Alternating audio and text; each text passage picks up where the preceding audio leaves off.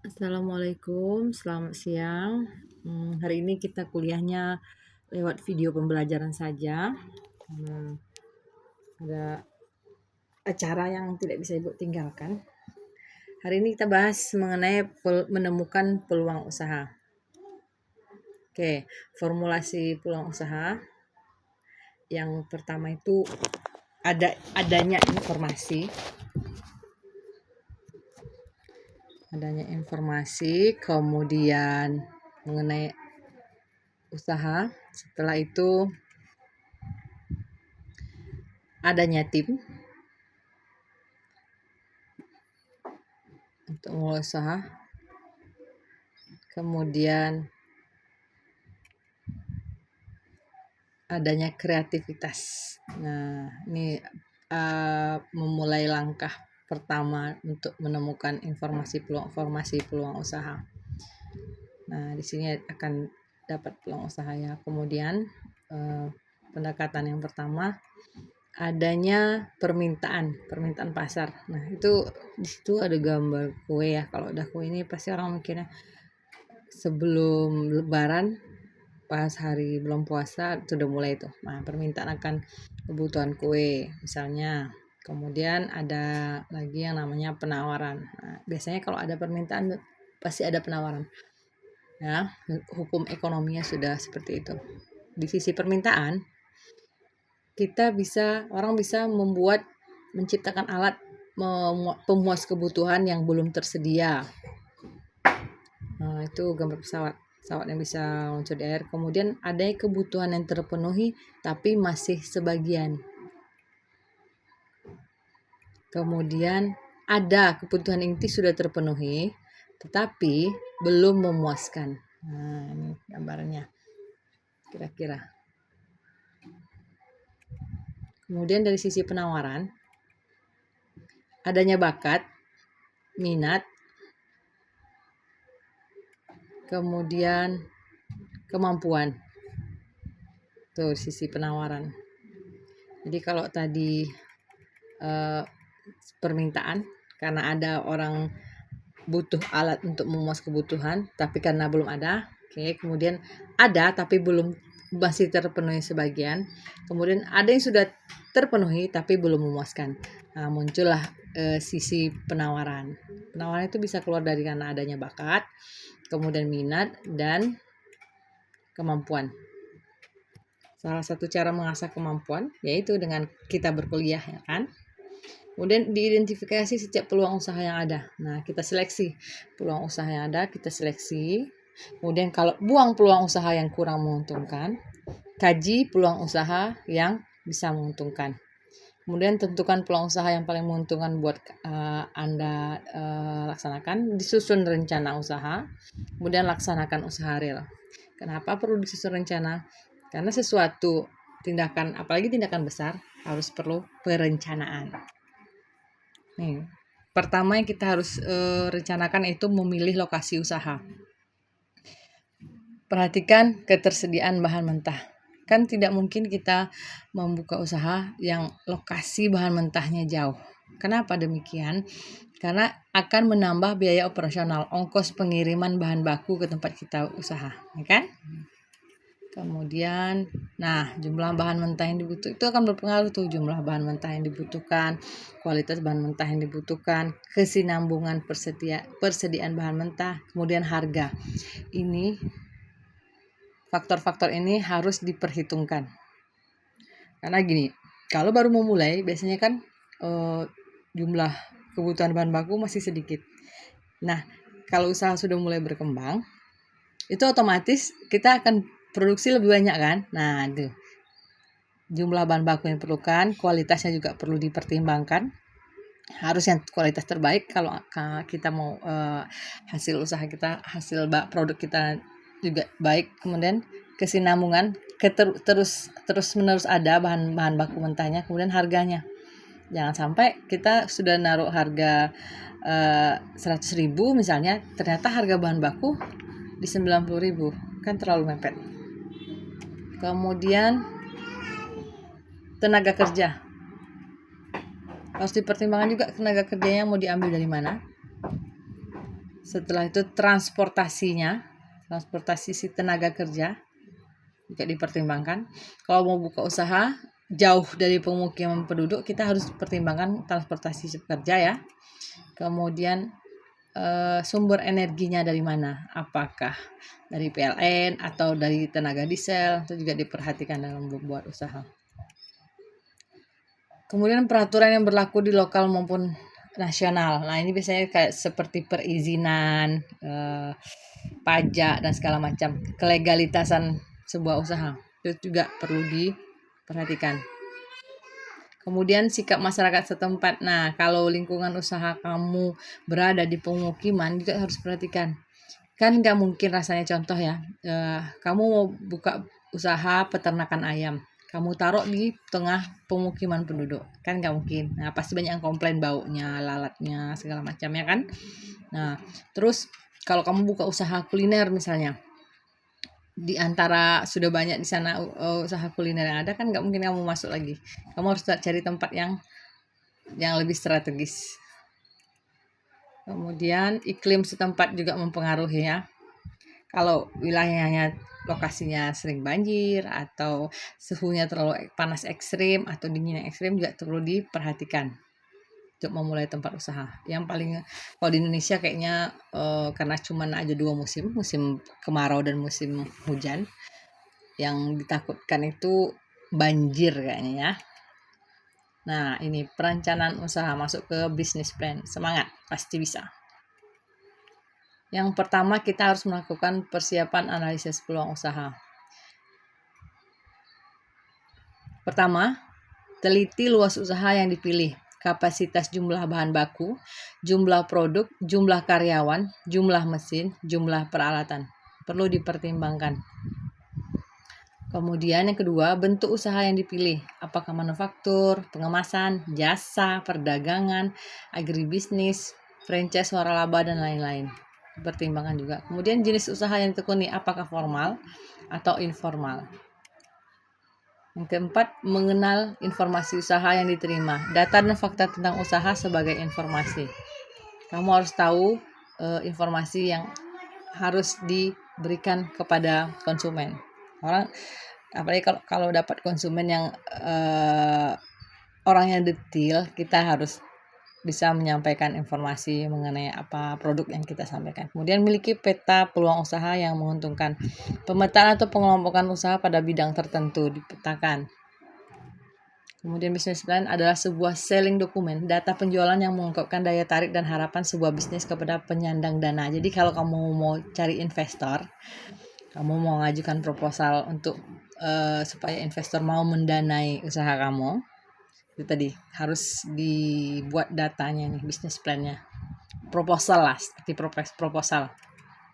Tujuannya menyusun bisnis plan merupakan legalitas dari sebuah usaha yang akan didirikan.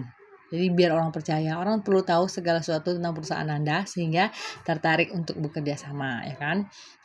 Ya kali orang nggak akan ada orang itu yang cuma-cuma ngasih modal. Mungkin kalau dari orang tua sih mungkin, cuman kalau dari partner bisnis itu namanya partner bisnis, nggak mungkin rasanya tanpa kejelasan. Nah, langkah-langkah apa yang harus dilakukan untuk menganalisa peluang usaha? Yang langkah pertama adalah membuat sketsa bidang usaha yang ditekuni. Jadi seperti perencanaan, di sketsa dulu. Kemudian kedua, penyedia modal, itu sudah pasti ya, ada penyedia modalnya. Kemudian jangan lupa mengurus izin usaha, karena di Indonesia saya bilang tadi legalitas mengurus izin usaha. Kemudian keempat, siapkan tenaga kerja. Ini ya, kalau kamu baru merintis mungkin kamu hanya butuh dirimu atau anggota keluarga. Tapi kalau sudah berkembang usahanya jadi besar kan, kita harus menambah karyawan atau anggota. Kemudian siapkan sarana dan prasarana, mesinnya, peralatannya, bahan harus dipersiapkan. Kemudian siapkan bahan baku. Nah, ini kan ada alat, ada bahan baku. Kemudian menetapkan lokasi, di mana lokasi tempat usaha akan berlangsung. Kalau usaha kamu berupa pabrik produksi, kayaknya cukup satu tempat. Tapi kalau pabrik produksi sekaligus ada penjualannya, tentu harus menyediakan toko atau apa ya, kayak counter untuk penjualan produk kita. Kemudian menetapkan metodologi untuk penjualannya. Apakah cara penjualannya melalui cerita dari mulut ke mulut, atau kamu pasarkan ke toko-toko, atau mau dipromosikan lewat media sosial, karena sekarang kan sudah gampang ya mempromosikan produk. Kemudian menetapkan teknologi usaha. Bagaimana teknologinya? Jangan lupa manajemen. Menetapkan manajemen usahanya, mengatur, memanage. Kemudian cari mitra usaha. Mitra usaha itu penting ya, karena nggak akan jalan satu usaha tanpa mitra. Tanpa mitra itu bisa jadi supplier bahan baku kamu, untuk pendistribusi hasil. Kemudian kalau menurut Zimmer, penyebab kegagalan wirausaha yang pertama tidak kompeten dalam manajerial. Jadi memanage dari proses dapat bahan baku, mengolah, kemudian memperlakukan karyawan mungkin. Itu yang sering tidak memisahkan antara keuangan pribadi dengan keuangan perusahaan. Itu manajemennya kurang bagus. Jadi uang yang harusnya untuk diputar modal jadi terpakai untuk kebutuhan pribadi. Kemudian kurangnya pengalaman. Kurangnya pengalaman bisa dilatih dengan cara banyak belajar, dan kamu bisa ikut kursus mungkin, atau ikut usaha orang dulu. Boleh belajar dengan orang, kemudian meniru usahanya gitu. Kemudian tidak bisa mengelola keuangannya. Ini yang saya sebut tadi, tidak bisa mengelola keuangan. Jadi dipisahkan antara dana perusahaan dengan dana pribadi. Kemudian lokasi yang kurang mendukung. Kalau istilahnya orang Cina itu feng shui-nya nggak cocok. Cari lokasi tempat usaha yang mendukung. Mungkin tempat yang strategis, atau kalau misalnya mau buka kafe itu kan, atau rumah makan, tentu cari tempat yang ramai orang singgah, tempat persinggahan. Jangan bikin rumah makan di tengah hutan, nggak ada yang mau beli. Kemudian gagal dalam perencanaan. Nah ini tadi, hati-hati dalam perencanaan gagal. Jadi karena kalau perencanaan itu penting ya, nggak bisa dianggap sepele. Kemudian sikap yang kurang bersungguh-sungguh, nggak serius itu. Coba-coba tahu berhasil, nggak serius, nggak. Itu salah satu penyebab kegagalan juga. Kemudian tidak mampu melakukan peralihan ke transisi kewirausahaan, karena gini. Kadang ada yang teknologi terbaru, orang udah bosan. Zaman sekarang kan semuanya serba cepat. Apa yang kamu pelajari di semester 1 kemarin, sekarang kayaknya udah nggak berlaku lagi gitu, karena saking cepatnya perubahan teknologi. Nah, ada orang yang tidak bisa memahami itu. Jadi masih monoton, jadi masih jadul cara pola pikirnya. Sementara perkembangan zaman memaksa orang untuk bisa berpikir cepat perubahan.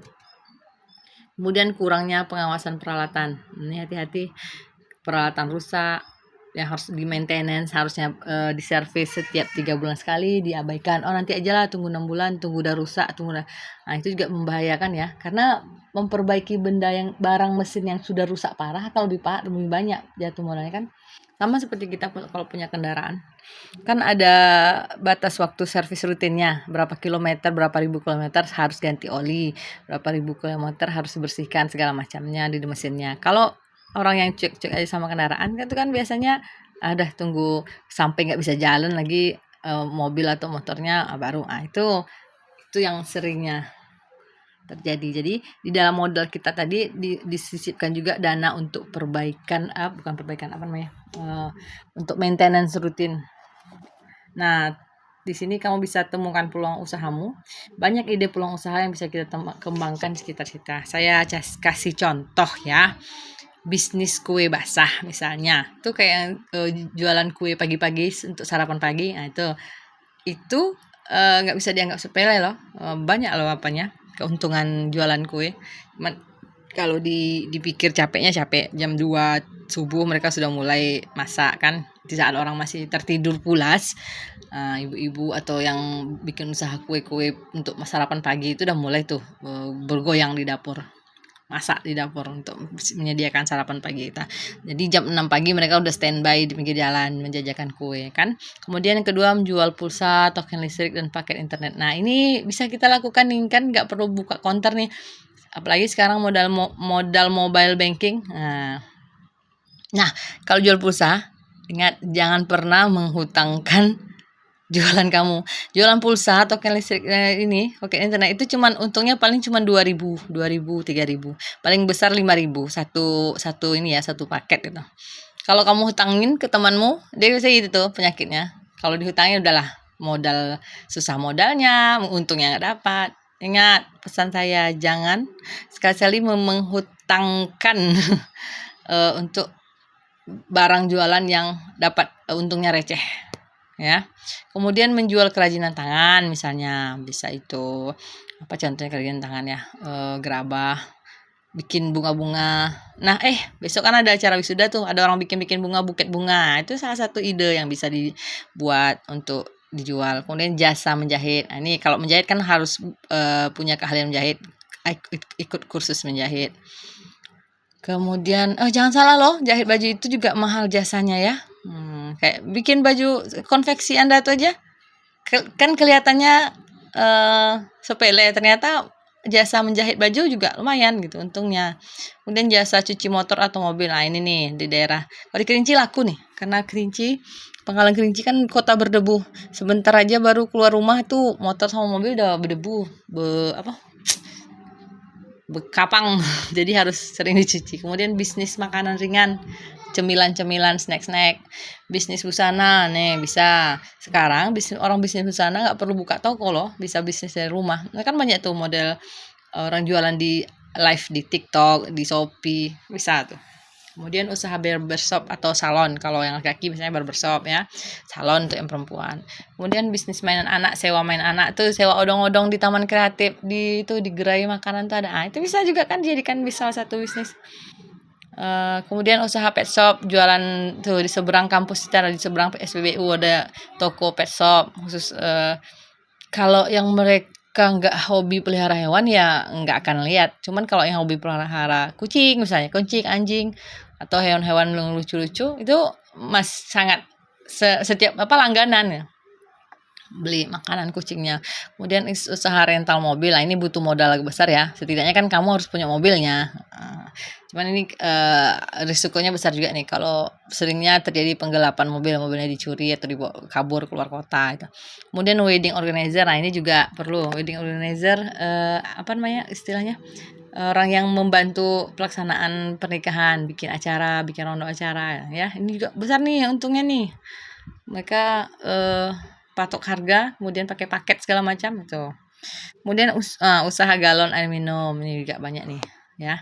Usaha pertanian hidroponik yang alami-alami. Ternak ayam kampung, ini juga mudah kayaknya ya. Usaha sewa alat pertanian, jual aneka bibit tanaman, dagang sembako. Dagang sembako ini nggak putus nih biasanya. Kemudian ini sekarang yang lagi ngetren jual es teh besar. Setelah boba menginvasi lewat sebelum boba cappuccino cincau, kemudian boba minum boba, milkshake, habis itu sekarang si es teh.